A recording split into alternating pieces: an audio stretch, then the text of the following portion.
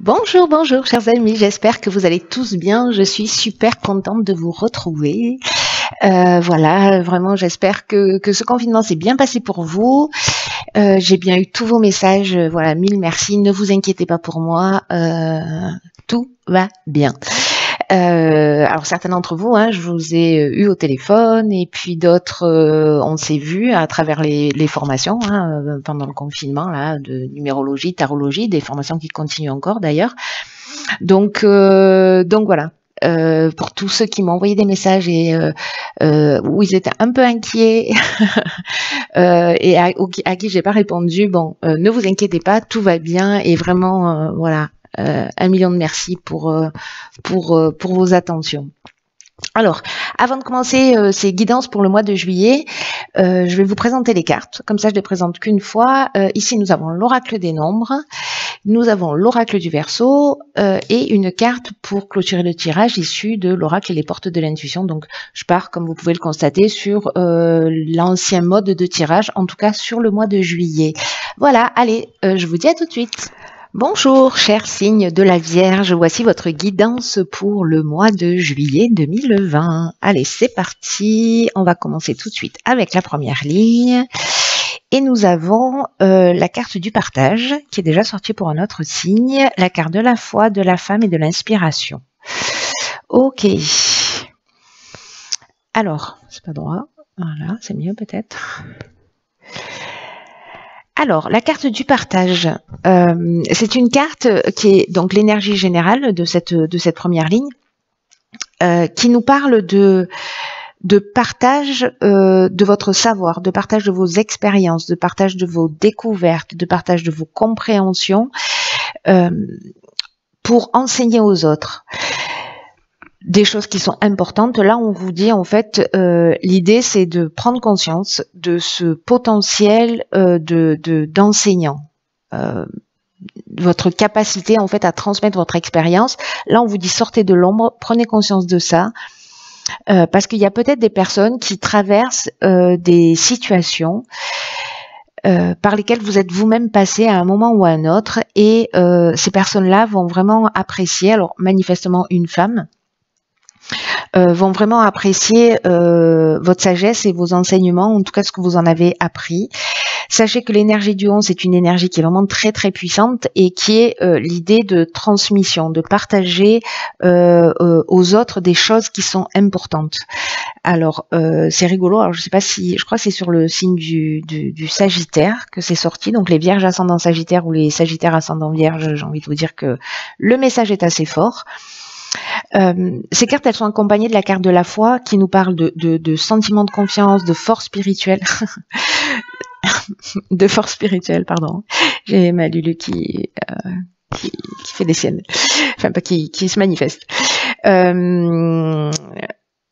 Donc, je disais oui, la foi, ça représente ça, ça représente la sagesse, l'intuition, mais aussi de l'amour d'autrui. Donc, est-ce que là, vous allez pouvoir aider une personne, parce que ici on a la carte de l'inspiration, ça nous parle de révélation, de connaissance de la vérité, de mission, de vocation. Alors est-ce que c'est peut-être ça dont il faut que vous preniez conscience, peut-être de votre capacité à aider et à accompagner des personnes. Voilà, peut-être que ça va plus loin que ça, que c'est pas simplement une personne en particulier, mais vous d'une manière générale par rapport à votre expérience, comment vous pouvez accompagner. Peut-être certains d'entre vous hésitent à se lancer dans le domaine de la thérapie qui veut dire accompagnement. Là, on vous dit d'avoir confiance, parce qu'il y a vraiment cette notion de mission et de vocation. Voilà. Alors, soit c'est par rapport à une personne en particulier. Donc, soit c'est vous si vous êtes une femme, mais j'ai l'impression que c'est plutôt une énergie féminine en face de vous, qui a besoin en fait de vos conseils, de votre sagesse et de votre expérience. C'est très beau. Très très beau. Alors, que nous réserve la suite du tirage? Donc, génial, on a la carte du renouveau, on a la carte de l'harmonie, de l'illumination et de l'automne. Waouh. Peut-être c'est très chouette. Alors... La carte du renouveau, c'est une carte qui, comme son nom l'indique, vous prépare en fait à à vivre des changements, à vivre une transformation sur de nouvelles bases, avec une nouvelle construction qui s'annonce. Et là, on vous demande de l'accueillir vraiment avec confiance parce que il y a une idée, alors sur la période de l'automne, est-ce que vous êtes en train de le préparer? Est-ce que vous êtes en train de prendre conscience? Est-ce que cet été, il n'y a pas des situations qui vont se proposer à vous et qui vont vous permettre justement de voir les choses plus clairement? Parce que peut-être vous allez vous rendre compte que ce que vous faites, alors ça peut être lié à l'accompagnement, parce que c'est ce qui était sur la première ligne, mais pas que, qu'il y a quelque chose en fait qui génère pour vous, ça peut être de donner des cours de rattrapage par exemple, hein, mais qui va générer chez vous cette harmonie. L'harmonie, on est dans le bien-être, on est dans l'équilibre, on est dans un sentiment de confort. Donc là, il y a ce vent de fraîcheur là qui va arriver, qui est en train de se préparer, qui va arriver sur cet automne. Et ce qu'on nous dit, c'est que vraiment, il y a d'anciens schémas qui laissent place à de la nouveauté. Alors peut-être que ça peut être déroutant parce que vous changez de voie ou parce que vous allez faire quelque chose de différent. Alors ça peut toucher tous les domaines de l'existence, hein, on est d'accord. Mais en tout cas, ce qu'on vous dit aussi à travers cette carte du renouveau, c'est que rien n'arrive par hasard et qu'en tout cas, tout ça va vous permettre de vous sentir vraiment dans une toute nouvelle énergie. Et si vous acceptez ces changements avec foi, avec confiance, c'est ce qu'on vous disait dès le départ, vous pourriez trouver en fait votre place facilement et vraiment tirer profit de ce renouveau.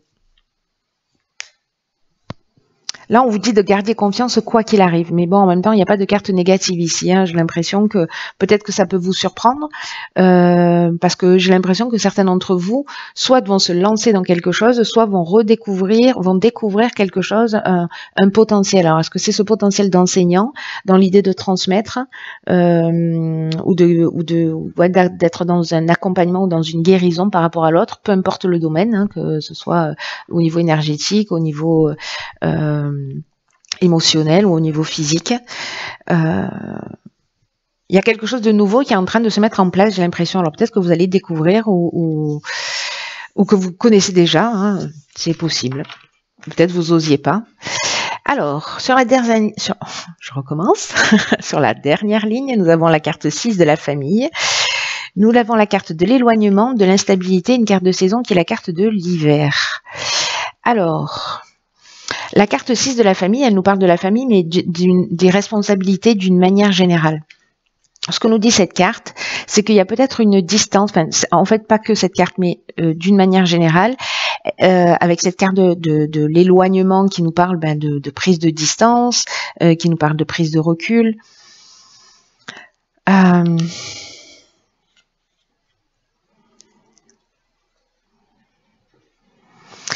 C'est une carte, cette carte de la famille qui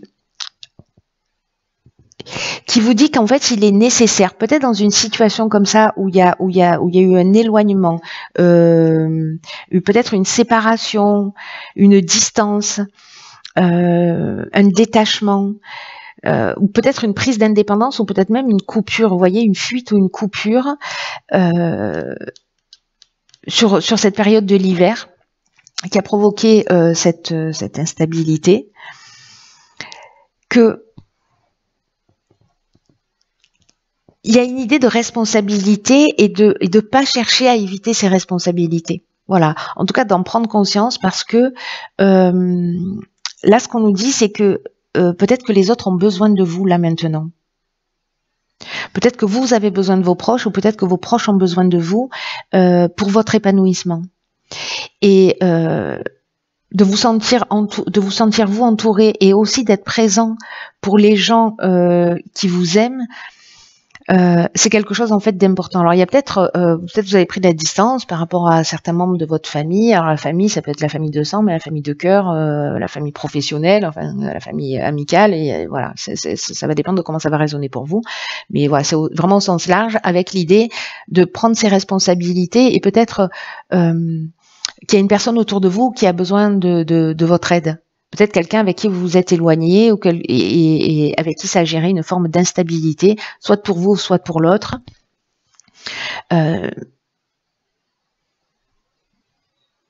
Et peut-être qu'il y a une personne aussi avec qui vous avez pris de la distance, que vous aimez sincèrement, mais avec qui, ben, justement, il y a moins d'échanges, peut-être depuis cet hiver, il y a peut-être eu une tension, etc. Et là, en fait, ce qu'on vous dit, c'est ben, restez pas comme ça. Voilà, contactez cette personne, prenez de ses nouvelles, voyez comment elle va, échangez plus souvent. Donc, ça peut être encore une fois un membre de votre famille, un ami, peu importe.